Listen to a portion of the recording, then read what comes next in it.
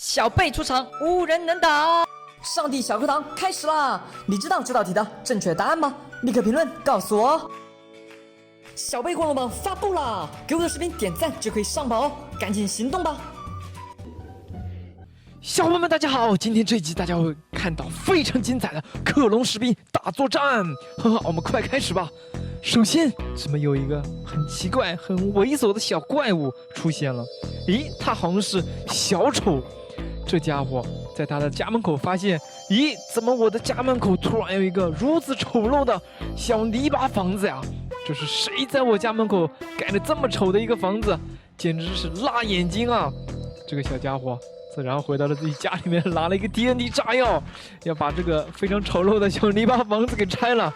可能这个小丑不知道啊，这个房子是小菜鸟的标配，这个是小菜鸟新盖的家呀。他可能是觉得这片环境比较好，然后又有一个紫色的小木房子比较适合生存。他可能只是想和你做邻居，你这家伙居然直接把小菜鸟的家给拆了！哇塞，拆了就算了，他居然还是放了一个 TNT 炸药。这样把小菜鸟的地基都给炸掉了。小丑这家伙真的是太可恶了。话说另一边，小菜鸟这时候正在外出玩耍，回家了。他采了好几个木头，咦，他远远的看到了小丑，说：“小丑，这是我今天刚挖的木头，送给你。”可是小丑这家伙根本就没有理小菜鸟，直接就走了。小菜鸟被晾在了一边。小菜鸟说：“好吧，你不需要，那我就自己拿回去喽。”小菜鸟这时候回到家门口，发现，哇塞，我的家呢？小菜鸟一看，我的天啊，我的房子都没了，而且地上面还被炸出这么大的一个坑！我的天哪，又是谁欺负我？啊，小菜鸟非常的生气，他这时候吹了一个口哨，召唤出了他的克隆士兵。哇塞，只见在远处湖泊的对面，山头上站着3个跟他一模一样的小菜鸟。小菜鸟看来要召唤他的小伙伴进行复仇大战了。这时候这个小丑也回家了。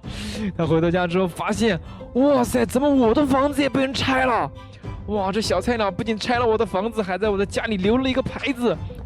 小丑非常的生气，他心想，我的房子建得这么漂亮，你个小菜鸟在我家门口盖了个土房子，活该被我拆。但是你凭什么拆我的房子呀？这可是我精心打造的羊毛房子啊！哇，他正在跟小菜鸟理论的时候，突然一回头发现出现了4个小菜鸟。完了，这4个小菜鸟开始对小丑进行疯狂的攻击。然后话说另一边，我们的黑客这时候也登场喽。黑客正在森林里面游荡呢，想要看看最近有没有什么奇怪的事情发生。咦，黑客好像来到了一片军营一样的地方啊！这个门上还写着这里是高手的军营。哇塞，黑客心想，你一个小小的高手，现在都敢建军营了，而且占着这么大的一片地方。黑客看着有点不爽啊，心想，我黑客只有一个小房子呢，你这高手居然建这么多间房子，太嚣张了！看我先拆了你一间小房子，挫一挫你的锐气，看你以后还敢这么高调不？黑客果然非常生气啊，很快就把高手的一间小房子给全拆掉了。黑客这样很满意，打算要打道回府喽。看来黑客也不是每次都是正义的化身啊，他有的时候也会干一些恶作剧啊。这个时候高手正在外面辛苦的打猎挖矿呢，带了满满一身的装备，然后满载而归的回到了自己营地，打算好好休息一下呢。可是他一进门发现，哇，这是什么情况？为什么我的房子被人拆了一个，而且只拆了一半，搞得破破烂烂的，真的是太嚣张了！我明明在门口写了，这是我高手的营地，谁敢欺负到我高手头上来？真的是太可恶了！哇塞，高手现在好像是真的生气了，他一下召唤出了他5个分身，然后并跟他们的小伙伴说，这件事一定是黑客干的，菜鸟根本没有这个胆子。看我们一起去把黑客的老家给拆了，他居然敢到我们的营地来，欺负到我头上来了，而且我根本就没有招惹他，黑客真的是太过分了！哇塞，只见这6个高手一起带了一大堆的 TNT， 把黑客的这个小房子给围得一个水泄不通，全部放满了 TNT 炸药。然后他们布置了一个红石机关，直接点燃了这个 TNT 炸弹。哇塞！我想黑客的这个小屋再坚固也禁不住这么多的 TNT 炸药的爆炸。这时候黑客啊从野外回家，发现，哇塞，怎么回事？怎么我的家都被人拆了？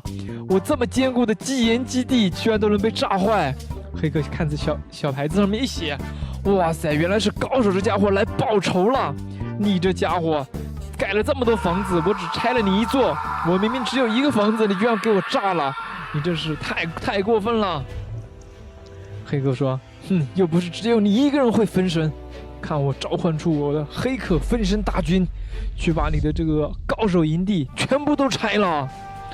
完蛋了！现在我的世界大陆形势非常的危急，高手他们的克隆大军已经全部严阵以待，在家里面等待着战争的到来。然后黑客大军也已经整装待发，全部拿着他们的绿宝石宝剑来到了高手营地门口，准备要发起正面的冲锋了。哇塞，大战已经开始，黑客大军和高手大军已经开始了他们的战争。这一次到底谁能够获胜呢？小伙伴们，你们猜到底是这4个黑客还是这一群高手能够获胜呢？欢迎在视频下方留言告诉我哟。